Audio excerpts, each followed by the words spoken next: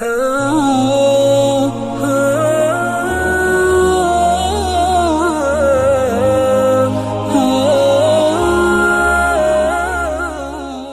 کے نیچے سبسکرائب کے بٹن پہ کلک کریں، بیل کے آئیکن پہ کلک کیجئے تاکہ ہر نئی ویڈیو کی نوٹیفیکیشن آپ کو ملے۔ جیسا کہ میں نے عرض کیا تھا کہ تعلیم الاسلام مفتی اعظم ہند حضرت مولانا مفتی کفایت اللہ صاحب دہلوی رحمۃ اللہ علیہ کا رسالہ ہے، اور بہت نفیس رسالہ ہے۔ مختصر اور جامع طریقے سے آپ نے بنیادی عقائد اور فقہی مسائل کو ذکر کر دیا ہے۔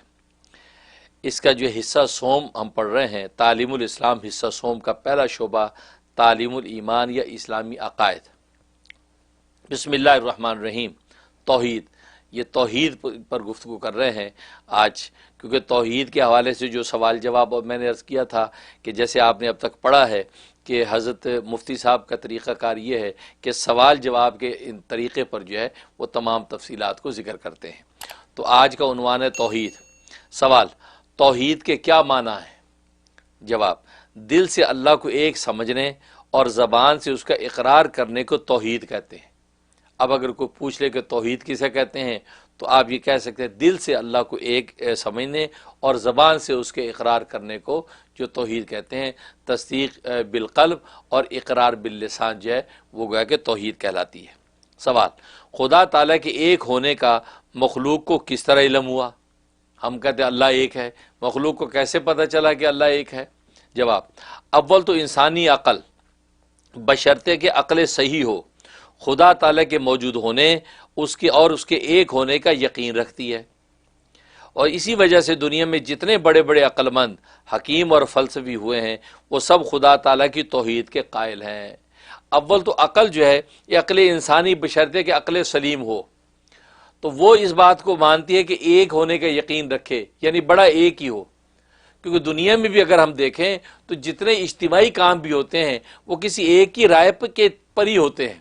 اب 10 آدمی اگر مشورہ کر رہے ہیں، آپ کا مشورہ کیا ہے جی، آپ کا کیا ہے جی، آپ کا کیا، آپ 10 مشورے آنے کے بعد امیر جو ہوگا وہ ایک پہ عمل کرے گا نا، 10 پہ تو عمل ممکن نہیں ہے، تو ایک کو مانا جاتا ہے کہ ہاں یہ مشورہ صحیح، اس پہ ہم عمل کرتے ہیں، تو آخر مانا تو ایک ہی کی بات کو گیا۔ تو دنیا کے اندر کبھی بھی ایسا نہیں ہے کہ 10 لوگوں کی 10 باتیں اور 10 پر عمل کر رہے ہیں، نہیں، بلکہ سارا کنکلوژن نکالنے کے بعد آپ ایک پر بات کرتے ہیں۔ دنیا کے عدالتوں کے اندر بھی جج ساروں کے دلائل سننے کے بعد ایک کے حق میں فیصلہ دے دیتا ہے۔ تو مان لو کہ دنیا کے اندر بھی آپ ایک کے مطابق جو فیصلے کرتے ہیں، ایسے ہی اولویت کے اختیارات جو ہیں وہ سارے کے سارے گھوم پھر کے ایک ہی ذات کے پاس جاتے ہیں، اور وہ اللہ تبارک و تعالیٰ کی ذات ہے۔ اس لیے کہا تو انسانی عقل بھی ایک کا جو عقیدہ رکھتی ہے۔ دوسری یہ کہ خدا تعالیٰ کے پیغمبروں نے بالاتفاق مخلوق کو توحید کی تعلیم دی۔ ہر پیغمبر نے آ کے کہا کہ اللہ ایک ہے، اور بتایا کہ اللہ تعالیٰ ایک ہے، اس جیسا کوئی دوسرا نہیں ہے۔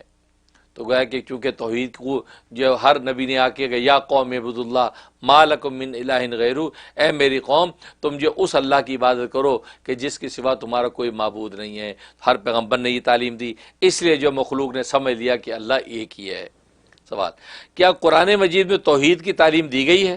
جواب: ہاں، قرآن مجید میں توحید کی تعلیم کامل طریقے اور اعلیٰ درجے پر دی گئی ہے، بلکہ آج دنیا میں صرف قرآن مجید ہی ایسی کتاب ہے جو خالص توحید کی تعلیم دیتی ہے۔ اگرچہ پہلی آسمانی کتابوں میں بھی توحید کی تعلیم تھی، لیکن تمام کتابوں میں لوگوں نے تحریف یعنی عدل بدل کر ڈالی۔ تورات ہے، انجیل ہے، زبور ہے، سب نے اس میں عدل بدل کر دیا، تعریف کر دی، اور توحید کے خلاف باتیں داخل کر دی، اور خدا تعالیٰ کی بھیجی ہوئی آسمانی کتاب کو، آسمانی تعلیم کو بدل دیا۔ اس کی اصلاح کے لیے اور سچی توحید دنیا میں پھیلانے کے لیے اللہ تبارک و تعالی نے حضرت محمد صلی اللہ علیہ وسلم کو بھیجا اور اپنی خاص کتاب قرآن مجید نازل فرمائی، اور اس میں صاف صاف سچی اور خالص توحید کی تعلیم دی۔ تو قرآن کریم کے ذریعے سے یہ سچی اور واضح طور پہ توحید کی تعلیم دی گئی۔ سوال: قرآن مجید کی کن آیتوں سے توحید ثابت ہوتی ہے؟ اب یہ سوال۔ جواب: تمام قرآن مجید میں اول سے آخر تک توحید کی تعلیم بھری ہوئی ہے۔ چند آیتیں یہ ہیں: وَإِلَٰهُكُمْ إِلَٰهٌ وَاحِدٌ لَا إِلَٰهَ إِلَّا هُوَ الرَّحْمَٰنُ الرَّحِيمُ، یہ سورۃ بقرہ کی آیت نمبر 163۔ 163 نمبر آیت ہے وہ ذکر فرمائی حضرت مفتی صاحب نے، یعنی تمہارا معبود ایک اللہ ہے، اس کے سوا کوئی معبود نہیں، وہ بہت بخشنے والا مہربان ہے۔ اب یہ آیت کا ٹکڑا تمہیں یاد ہونا چاہیے تاکہ توحید پر دلیل کے طور پہ آپ پیش کر سکتے ہیں، وَإِلَٰهُكُمْ إِلَٰهٌ وَاحِدٌ لَا إِلَٰهَ إِلَّا هُوَ الرَّحْمَٰنُ الرَّحِيمُ۔ دوسری آیت یہ ہے، شاہد اللہ انہ لا الہ الا ہو والملائکۃ واولو العلم قائما بالقسط لا الہ الا هو العزیز الحکیم۔ اور یہ سورۃ آل عمران آیت نمبر 18 نمبر آیت، یعنی خدا تعالیٰ گواہ ہے کہ اللہ کے سوا کوئی معبود نہیں، اور فرشتے اور اہل علم بھی اس بات کی گواہی دیتے ہیں، وہ انصاف قائم رکھنے والا ہے، اس کے سوا کوئی معبود نہیں، وہ غالب حکمت والا ہے۔ دیکھو اس آیت کے مضمون نے بتا دیا کہ اللہ بھی اس پر گواہ ہے کہ اللہ ایک ہے، فرشتے اور جو اہل ایمان اہل علم بھی اس پر گواہ ہے کہ اللہ ایک ہے۔ اسی طرح اور بے شمار آیتیں خدا تعالیٰ کی توحید کی تعلیم دیتی ہیں، جیسے قل هو اللہ احد، قل هو اللہ احد، یعنی تو کہہ اللہ ایک ہے، تو وغیرہ وغیرہ، تو یہ سب توحید کی تعلیم دے رہی ہیں۔ سوال، خدا تعالیٰ کا ذاتی نام کیا ہے؟ جواب، خدا تعالیٰ کا ذاتی نام اللہ ہے، اس کو اسم ذات اور اسم ذاتی بھی کہتے ہیں، تو اسم ذات اللہ کہلاتا ہے۔ سوال، لفظ اللہ کے سوا خدا تعالیٰ کے اور ناموں جیسے خالق ہے، رزاق وغیرہ کو کیا کہتے ہیں؟ جواب، لفظ اللہ کے سوا خدا تعالیٰ کے اور ناموں کو صفاتی نام کہتے ہیں، تو ذاتی نام اللہ ہے، باقی سب کے سب جتنے نام ہیں وہ صفاتی نام ہیں۔ سوال، صفاتی نام کے کیا معنی ہیں؟ جواب، خدا تعالیٰ کی بہت سی صفتیں ہیں، جیسے قدیم ہونا یعنی ہمیشہ سے ہونا، ہمیشہ رہنا، عالم ہونا یعنی ہر چیز کو جاننے والا ہونا، قادر ہونا یعنی ہر چیز میں اس کی طاقت و قدرت ہونا، حیٌ یعنی زندہ ہونا وغیرہ۔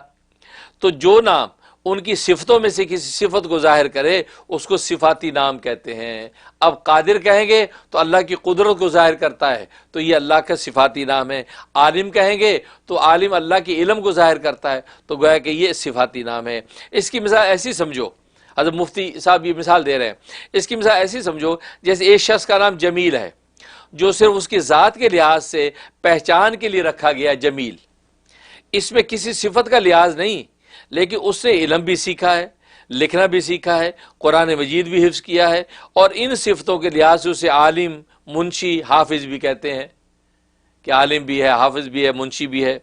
تو جمیل اس کا ذاتی نام ہے، عالم، منشی، حافظ صفاتی نام کہلائیں گے، کیونکہ اس کے علم کی صفت یا لکھنا جاننے کی صفت یا قرآن مجید یاد ہونے کی صفت کے لحاظ سے یہ نام رکھے گئے ہیں۔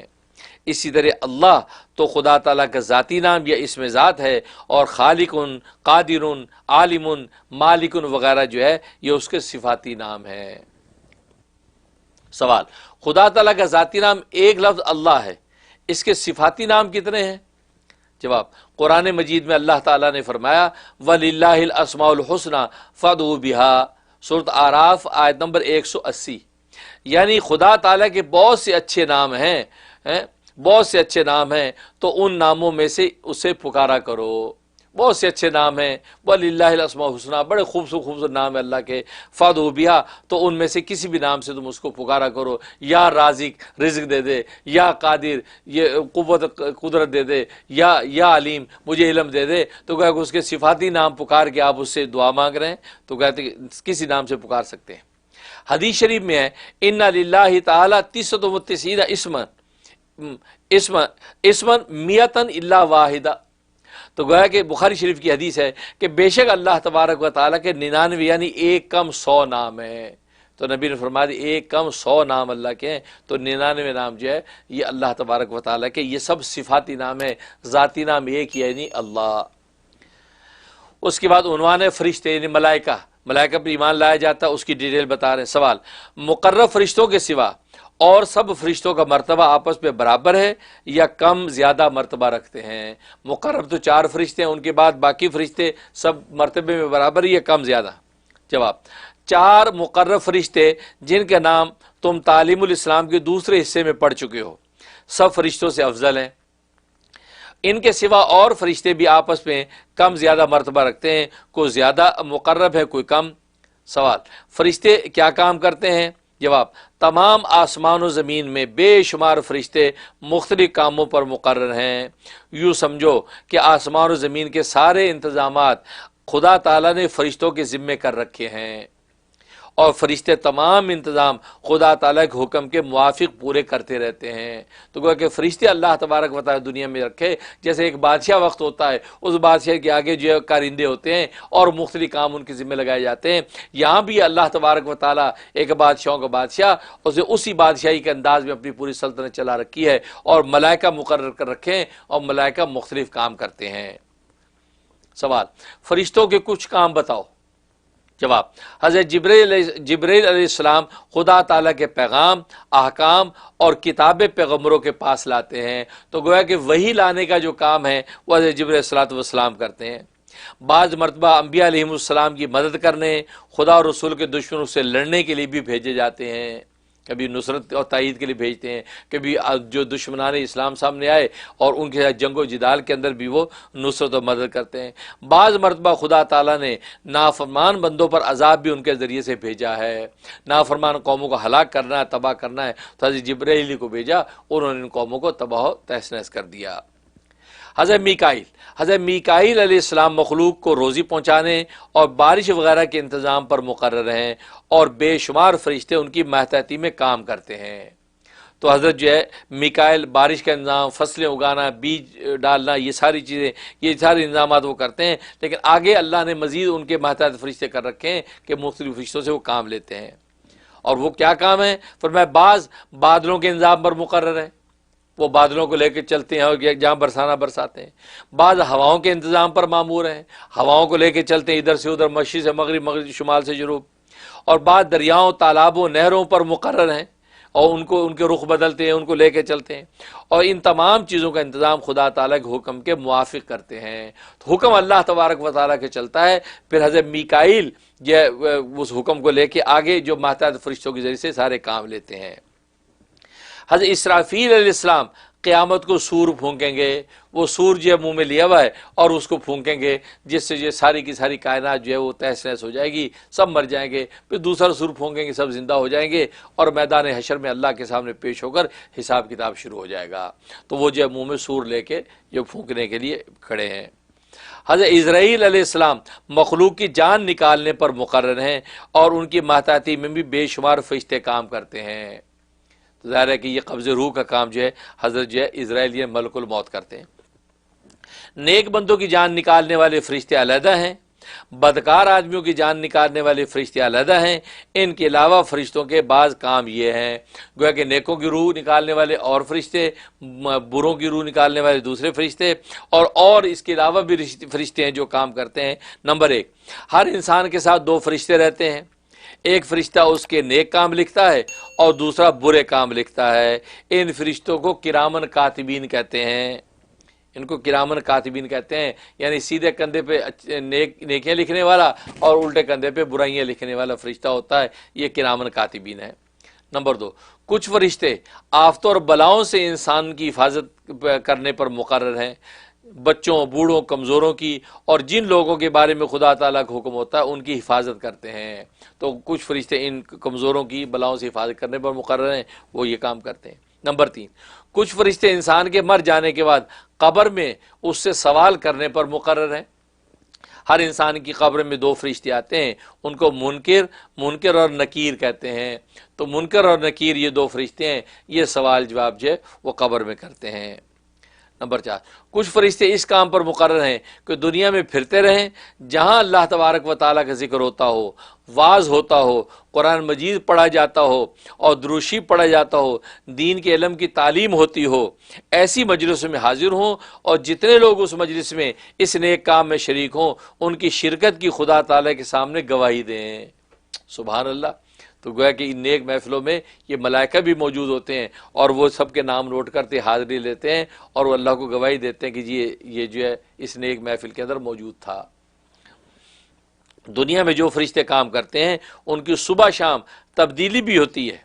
صبح کی نماز کے بعد رات والے فرشتے آسمانوں پر چلے جاتے ہیں، دن میں کام کرنے والے آ جاتے ہیں، اور عصر کی نماز کے بعد دن والے فرشتے چلے جاتے ہیں، رات میں کام کرنے والے فرشتے آ جاتے ہیں، کیونکہ شفٹنگ ان کی چلتی رہتی ہے دنیا میں، جیسے آپ لوگوں کی ڈیوٹیوں کی شفٹنگ چلتی ہے، ڈے نائٹ، اور اور یہ نائٹ ہے، نائٹ شفٹ ہے، ڈے شفٹ ہے، ایسے اللہ تبارک و تعالیٰ نے ملائکہ کا بھی نظام بنا رکھا ہے کہ وہاں بھی شفٹیں ہوتی ہیں۔ نمبر 5، کچھ فرشتے جنت کے انتظاموں اور اس کے کاروبار پر مقرر ہیں۔ نمبر 6، کچھ فرشتے دوزخ کے انتظام پر مقرر ہیں۔ نمبر 7، کچھ فرشتے خدا تعالیٰ کے عرش کے اٹھانے والے ہیں۔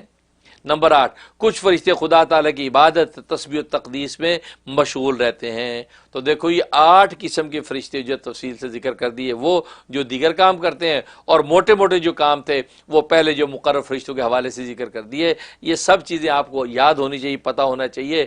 ظاہر ہے کہ یہ وہ بہت گہرا اور بنیادی علم ہے۔ سوال، یہ کیوں کر معلوم ہوا کہ فرشتے یہ کام کرتے ہیں؟ مطلب یہ کیسے پتہ چلا فرشتے یہ کام کرتے ہیں؟ جواب، یہ تمام باتیں قرآن مجید اور احادیث میں مذکور ہیں۔ قرآن مجید میں بھی اس کی تفصیلات نظر آتی ہیں، اور نبی کریم صلی اللہ علیہ وسلم نے کھول کھول کے بیان کی ہیں۔ خدا تعالیٰ کی کتابیں۔ سوال، تورات، زبور اور انجیل کا آسمانی کتابیں ہونا کیسے معلوم ہوا؟ جواب، ان تینوں کتابوں کا آسمانی کتابیں ہونا قرآن مجید سے ثابت ہوتا ہے۔ تورات کے بارے میں اللہ تعالیٰ نے فرمایا، انا انزلنا التوراۃ فیہا ھدی و نور، سورۃ مائدہ آیت نمبر 44 یعنی 44، یعنی بے شک ہم نے تورات اتاری، اس میں ہدایت اور نور ہے۔ تو قرآن نے ہمیں بتایا کہ تورات کتاب اتاری گئی ہے تو کسی قوم پہ اتری، یعنی یہودیوں پہ۔ اور زبور کے بارے میں فرمایا، وَآتَيْنَا داؤد زبورا، سورۃ نساء آیت نمبر 163 یعنی 163، یعنی ہم نے داؤد علیہ السلام کو زبور دی۔ تو قرآن سے پتہ چلا کہ زبور دی گئی، اتری ہے۔ انجیل کے بارے میں فرمایا، وَقَفَّيْنَا بِعِیسَىٰ ابْنِ مَرْیَمَ وَآتَيْنَاهُ الْإِنجِیلَ، سورہ حدید آیت نمبر 27 یعنی ہم نے عیسیٰ بن مریم کو بھیجا اور انہیں انجیل دی۔ دیکھو قرآن نے بتایا کہ تورات آئی، انجیل آئی، زبور آئی۔ اگر قرآن نہ آتا تو ان سب کی خبر ہی نہ ہوتی۔ یعنی قرآن کا یہ کمال ہے کہ تورات کو آسمانی کتاب ثابت فرمایا، انجیل کو آسمانی کتاب ثابت فرمایا، زبور کو آسمانی کتاب ثابت فرمایا۔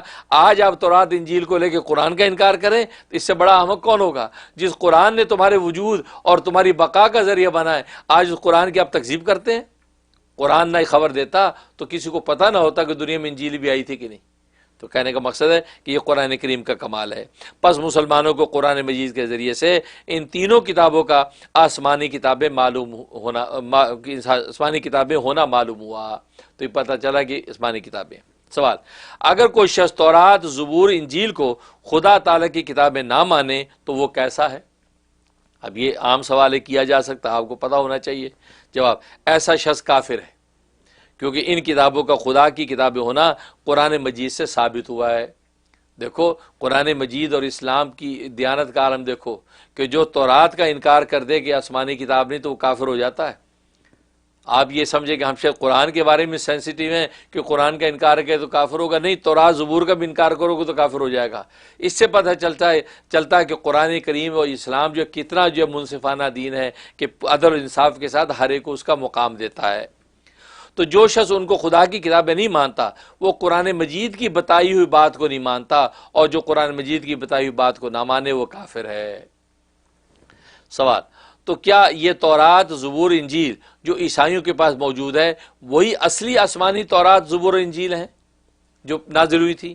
جواب، نہیں، کیونکہ قرآن مجید سے یہ بات بھی ثابت ہوتی ہے کہ ان کتابوں کو لوگوں نے عدل بدل کر دیا ہے، یہ تعریف کر دیا ان کتابوں میں، اس لیے وہ اصلی والی تو نہیں ہے۔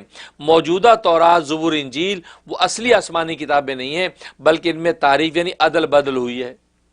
اس لیے ان موجودہ تینوں کتابوں کے متعلق یہ یقین نہیں رکھنا چاہیے کہ یہ اصلی آسمانی کتابیں ہیں۔ تو موجودہ جو ہیں ٹیسٹمنٹ جتنے بھی ہیں ان کو یہ ماننا کہ یقینی اصلی کتابیں یہی ہیں، جو مضامین یہ سب اللہ کی طرف سے ہیں، نہیں، یہ نہیں ہم مان سکتے، کیونکہ قرآن کریم نے بتا دیا کہ یحرفون الکلم عن مواضعہ، انہوں نے اپنی جگہ سے سارے مضامین عدل بدل کر دیے ہیں۔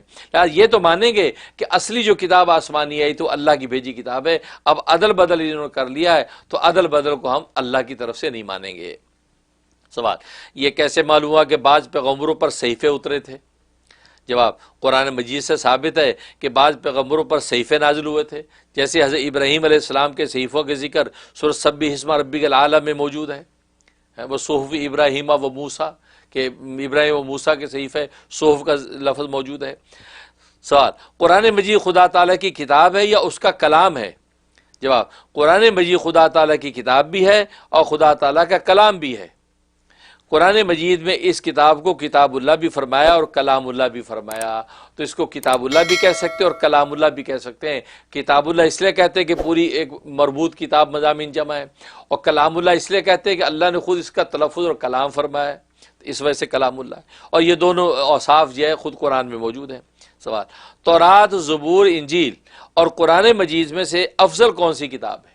جواب، قرآن مجید سب سے افضل ہے، قرآن مجید سب سے افضل ہے۔ سوال، قرآن مجید کو پہلی کتابوں پر کیا فضیلت ہے؟ جواب، بہت سی فضیلتیں ہیں، جن میں سے چند فضیلتیں یہ ہیں۔ اول یہ کہ قرآن مجید کا ایک ایک حرف اور ایک ایک لفظ محفوظ ہے، اس میں ایک نقطے کی بھی کمی بیشی نہیں ہوئی اور نہ قیامت تک ہو سکے گی، اور پہلی کتابوں میں لوگوں نے تحریف کر ڈالی۔ تو گویا کہ یہ ایک جو ہے فضیلت کیجئے کہ قرآن کریم میں کوئی رد و بدل نہیں ہو سکتا۔ خود اللہ نے کہا کہ انا نحن نزلنا الذکر و انا لہ لحافظون، ہم ہی نے اس ذکر کو یعنی قرآن کو نازل کیا ہے اور ہم خود اس کے محافظ ہیں۔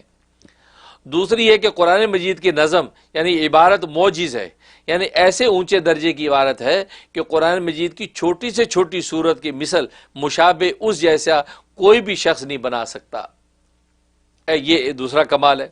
تیسری یہ کہ قرآن مجید آخری شریعت کے احکام لایا ہے، اس لیے اس کے بہت سے احکام نے پہلی کتابوں کو حکموں کو منسوخ کر دیا، یعنی اس کے احکام ناسخ ہیں، پہلی کتابوں کے مضامین منسوخ ہیں۔ چوتھی یہ کہ پہلی کتابیں ایک دفعہ ہی اکٹھی نازل ہوئی ہیں، اور قرآن مجید 23 برس یعنی 23 برس تک ضرورتوں کے لحاظ سے تھوڑا تھوڑا نازل ہوتا رہا۔ آہستہ آہستہ اور ضرورتوں کے وقت اترنے کی وجہ سے لوگوں کے دلوں میں اتر گیا، اور سینکڑوں ہزاروں آدمی اس کے احکام کو قبول کرتے اور مسلمان ہوتے گئے۔ تو تھوڑا تھوڑا جب اتارا جاتا ہے ضرورت کے مطابق تو وہ دل کے اندر بیٹھ جاتا، اوقاف نفس ہوتا ہے اور عمل کرنا اور سمجھنا آسان ہو جاتا ہے۔ پانچویں یہ کہ قرآن مجید ہزاروں لاکھوں مسلمانوں کے سینے میں محفوظ ہے، اور یہ سینہ بسینہ حفاظت رسول کریم صلی اللہ علیہ وسلم کے مبارک زمانے سے آج تک چلی آتی ہے، اور انشاءاللہ قیامت تک جاری رہے گی۔ اسی سینہ بسینہ حفاظت کی وجہ سے اسلام کے دشمنوں کو کسی وقت موقع نہ ملا کہ قرآن مجید میں کمی بیشی کر سکیں یا اسے دنیا سے ناپید کریں، اور نہ خدا چاہے قیامت تک ایسا موقع ملے گا۔ تو قرآن کریم پر بڑے بڑے حملے کیے یہ وہ کفار و مشرکین نے، لیکن اللہ کا احسان کہ اللہ نے چونکہ اس کی حفاظت کی ذمہ داری لے رکھی تھی تو چھوٹے چھوٹے معصوم بچوں کے سینوں میں اس کو محفوظ کر دیا۔ تو یہ اللہ تبارک و تعالیٰ کا یہ کھلا معجزہ ہے۔ چھٹی ہے کہ قرآن مجید کے احکام ایسے معتدل ہیں، ایسے بیلنس ہیں کہ ہر زمانے ہر قوم کے مناسب ہیں۔ دنیا میں کوئی ایسی قوم نہیں کہ وہ قرآن مجید کے احکام پر عمل کرنے سے عاجز ہو۔ چونکہ قرآن مجید کے احکام ہر زمانے اور ہر قوم کے مناسب ہیں، اس لیے قرآن مجید کے نازل ہونے کے بعد کسی دوسری شریعت اور کسی دوسرے آسمانی کتاب کی حاجت باقی نہیں ہے۔ اس کے احکام اتنے کمپلیٹ اور جامع ہیں، اب کسی کی ضرورت نہیں رہی، تو کسی آسمانی کتاب کی حاجت نہیں رہی، اور رسول اللہ صلی اللہ علیہ وسلم کی رسالت تمام دنیا کے لیے عام کر دی گئی۔ آپ کی رسالت پورے عالم کے لیے ہے، لہذا اب کسی دوسرے پیغمبر کی نبی کی ضرورت نہیں، اور یہ قرآن کریم قیامت تک جاری و ساری رہے گا۔ یہاں تک جو یہ سارے مضامین ہو گئے، اس کے بعد رسالت کا مضمون آگے ذکر کر رہے ہیں، اس پر انشاءاللہ گفتگو آئندہ کریں گے، اور اب تک کی جتنی تفسیر ہے اس کو آپ اچھی طرح جو ہے ازبر کر لیں، اور تاکہ یہ مضامین آپ کو پختہ اور ازبر رہیں۔ تو یہ چھوٹے چھوٹے سوال ہیں اور بڑے عمدہ نفیس جوابات ہیں، تو آپ کو آگے دعوت حق دینے میں آسانی پیدا ہوگی۔ اللہ سے دعا ہے کہ اللہ تبارک و تعالی عمل کرنے کی توفیق عطا فرمائے۔ آج کی یہ فہم دین کی جو ہے 7ویں کلاس جو مکمل ہوئی، ہم دعا گو ہیں کہ اللہ تبارک و تعالی ہماری اس محفل مجلس اور اس کلاس کو قبول و منظور فرمائے۔ آپ حضرات بھی پوری محنت اور تندہی کے ساتھ ان اسباق کو یاد کرتے رہیں۔ اگلے ہفتے تک کے لیے اجازت دیجیے، انشاءاللہ اگلے جمعرات پھر حاضری ہوگی۔ اللہ تبارک و تعالی آپ سب کو سلامت رکھے اور ہمیں اس پڑھنے پڑھانے پر استقامت نصیب ہو۔ السلام علیکم ورحمۃ اللہ۔